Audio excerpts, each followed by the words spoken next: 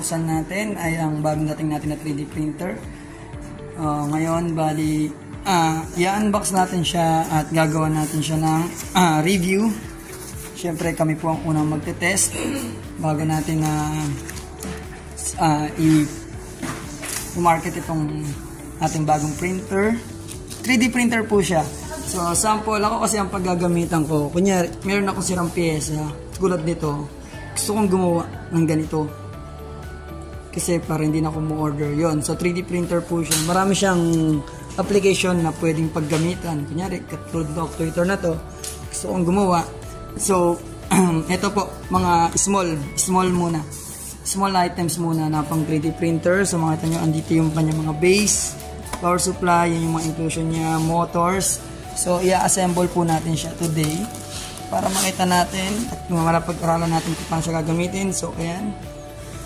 Samahan niyo po ako kung paano i-unbox at i-assemble tong 3D printer natin.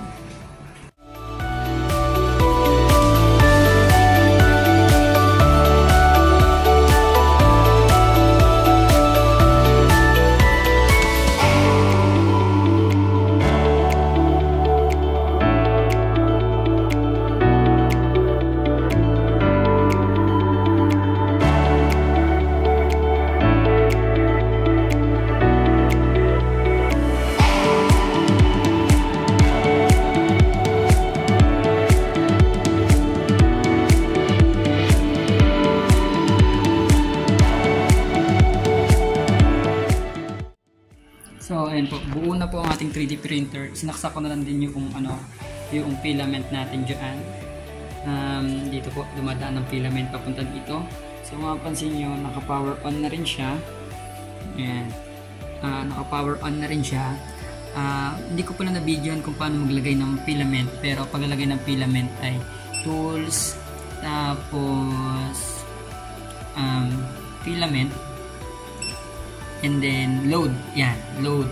Susundin nyo lang po yung instruction dyan. Well, nasa manual din naman po nakasama ng makina po natin yon. So, ngayon naman, gagawa tayo ng model kung paano tayo makapag-print dito. So, meron siyang SD card na dito nakalagay. Okay? So, ito po ang gagamitin natin. Dito natin isa-save yung file. Mas mabilis kasi pag SD card. Kasi yung ibang 3D printer, lalo pag malalaki, nakakonect po dapat sa computer, so medyo yung iba matatagal mag-print. So kailangan po SD card para nandun lang sa loob yung data at hindi na tatagal. So ngayon, itong SD card na to, ito po ay gagamitin natin at sasalpak natin sa computer natin para dito tayo mag-save ng data. Okay, today ang gagawin naman po natin ay tuturuan ko kayo kung paano gumawa ng model. So, ang ginagamit ko pong application pagka gagawa ko ng model is SketchUp 2023. And then, kasi ito, marami kayong pwedeng gamitin na application eh. Iba-iba naman. Kung mag-download lang kayo kung paano kayo makagawa ng 3D model. Yun lang naman po ang pwede nyo gamitin. So, sa side ko kasi, dito po ako sanay yung SketchUp na 2023. Yan po. From SketchUp 2023, dahil dito natin gagawin yung model natin, may nakalagay naman na to kagad na 3D printing. Yan, 3D printing by millimeter. Syempre kung maliliit po yung gagawin nila, dapat yung pinaka maliit din po ang gagamitin niyo. So may replica siya. Okay, hindi ko na po kayo tuturuan kung paano gumamit ng SketchUp. Nakahiwalay na siguro na video ang gagawin ko dito. May nagawa naman na ako nito na ganito. Ayan, katulad nitong pickup actuator SKP. Yan, kasi ito yung nabanggit ko na plano kong gawin na model. So, ayan. So, minodel ko na po siya. Naka-indicate din dito na dapat pagka sa SketchUp nang galing yung file mo, kailangan naka-component siya. Kung mapapansin nyo, naka-component na po yan para walang butas at walang hollow po sa loob. Para buo po siya. Gagawin nyo lang po pagka galing sa SketchUp Pro is File, Export to 3D Model. Tapos isi-save nyo po siya as STL file, kagaya po nito. Dapat kung ano file name, tapos .stl po dapat para mabasa po siya noong ating slicer na gagamitin. Okay? Pagka nakagawa na po kayo ng model at nakagawa na po kayo ng STL file, ang susunod niya pong bubuksan ay itong Colido 3 na application. Ito po ay included sa package. Okay, included po ito sa package na pagka binili nyo po sa amin yung printer, ito po ang gagamitin natin kasi itong file na to ang binabasa noong ating 3D printer. So, ilo-load ko lang po yung ginawa kong STL file, gaya nito, nakansin nyo, .stl na po siya. Dapat gagawin natin siyang .g-code kasi yun yung printable extension ng ating printer. So, mapansin nyo, ayan po siya, may iba't ibang kulay siya. Kasi kailangan nyo po siyang i-manifold yan. Para maging whole or maging buo. Yan siya. So, mapansin nyo, nakabuo na po ito, then i-slice na po natin siya. Isa slicer naman po, nakalagay dito Colido Best ang pinili ko, and then yung model ng machine natin is DIY 3D printer. Yan. So may mga configuration din naman po yan na pwede nyo pong gamitin. Nasa inyo po yun kung ano po yung gusto nyong gamitin na configuration diyan sa printer. Nakalagay dyan kung ano yung height layer, first layer, nakalagay po yung mga parameters dito. Kayo na po ang bahala or pag-aralan din natin kung ano yung ipiprint nyo. So since ako fine kasi ako, kaya mababa talaga yung kinuha ko. Gusto ko fine ang kakalabasan ng ipiprint ko. Then ayan. So pagka nakapili na po kayo, configure nyo po siya, i-slice nyo po siya. Yan, para maging G-code. Yan. So ayan, makapansin nyo, nakikita na po dito kung paano dadaan yung print head natin at kung paano nyo ipiprint. So normally po talaga gagawa siya ng base kagaya nito. Yan, gagawa siya ng base na yan, katulad yan. Yan po talaga ang kakalabasan ng printer, makita nyo po dyan. So kung dito pa lang nakikita nyo na parang ang nipis o ang kapal noong mga slice, ay pwede nyo po siyang baguhin at mag-reslice kayo. So pagkatapos po nito, pwede nyo po siyang i-direct print kung kung nakakonekta po yung 3D printer machine sa computer niyo, pwede nyo siyang i-print. Sa end ko po kasi, ang ginagawa ko is, since ginagamit ko yung memory card, so sinasave to file ko siya. Mapansin nyo ang file extension is G-code na. Ito po yung ating USB drive, and then sinisave ko po siya as G-code. Yan. Pagka na-save nyo na po siya, pwede nyo na pong hatakan yung SD card, and then isasaksak natin dun sa printer. Okay.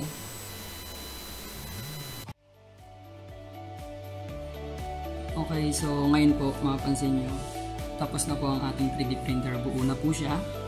So 220 volts po siya. So ang operation po niya ay ganito. Ang power on po niya ay nandito sa gilid. Yeah. Ganyan po.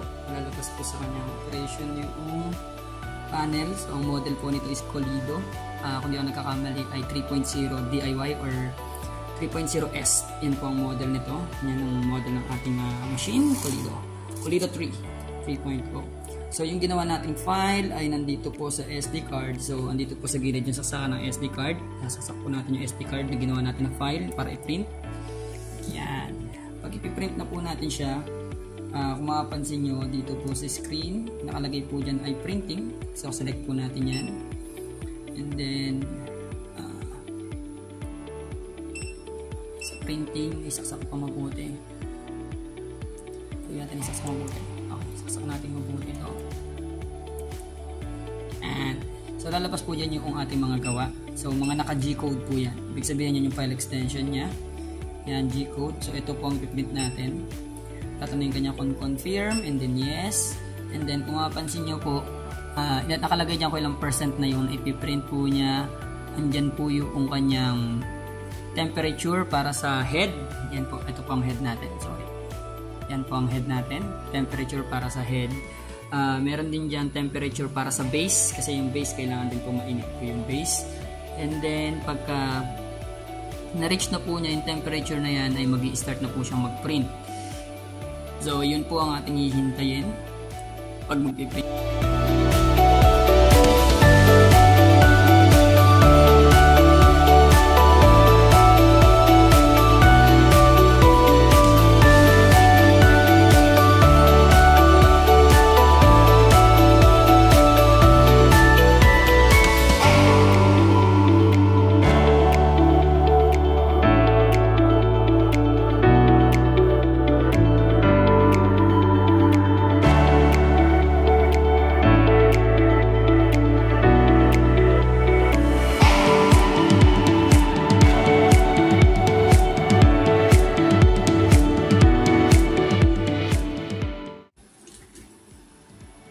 Okay, tapos tayo mag-print.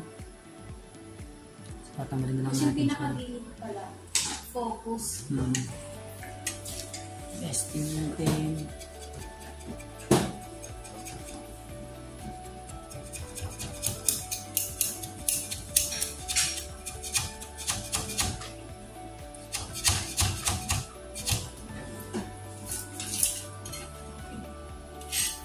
Ito po ang ating printout. So yan ang ating printout.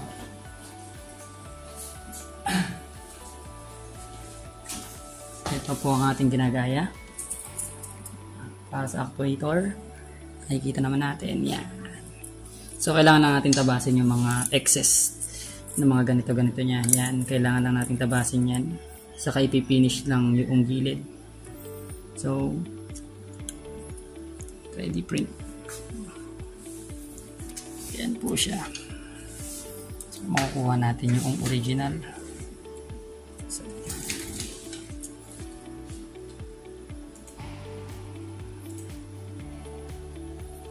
makakagawan tayo ng pyesa dito. So, kailangan natin i-finish lang yung mga ibang surface niya. Pero medyo makinis na po siya kung makikita ninyo. Saan ba yung camera ko? Yun. Yun po sa kabila. So kung makikita nyo po, konti na lang po ang ipipinish nila.